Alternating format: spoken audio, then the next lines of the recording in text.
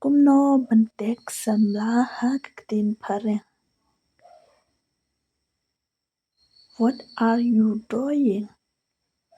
Khasi pidang le ayu. I am just sitting. And you? Khasi nga shu shongkai pipat. I am taking you. Khasi nga dang tek yapi. Are you alone? Khasi pi don marway.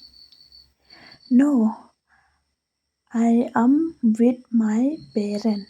Khasi em nga don lang bat kikme kikpa. What are they doing? Khasi kidang le ayu. They are watching TV. Khasi kidang Peit TV. Have you finished your dinner? Khasi pila de bam. Not yet. And you? Khasi ompat de pipat. Me too. You did not hungry. Khasi ngaro pim klam thangan. No.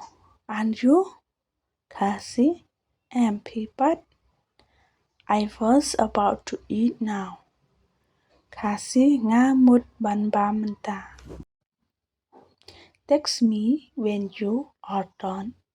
Khasi satik yanga onda piladem. Hello, are you sleeping? Khasi, hello, pilatia. No, I was waiting for your call.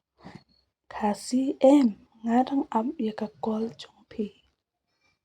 Love to her, Dad. Khasi singaw tanat ban yot singaw ta. Where are you going tomorrow? Khasi shano pinlay lashai.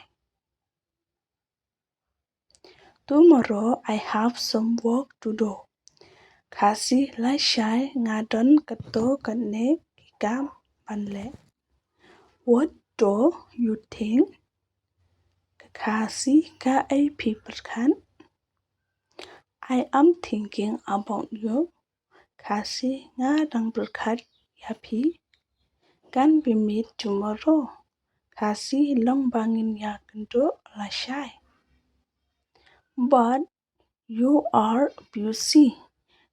Khasi tangba pi bunkam. I try to complete on time.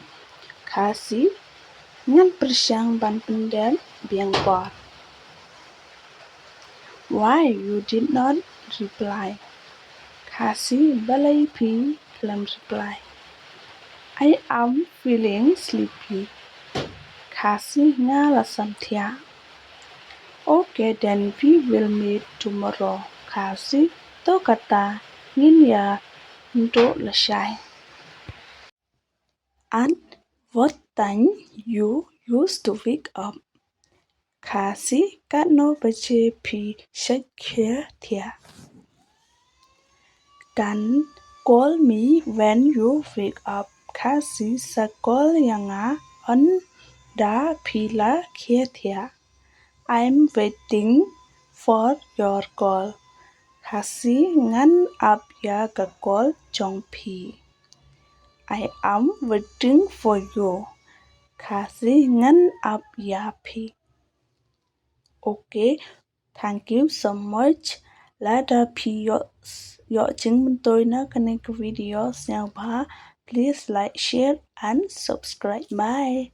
Chăm next video.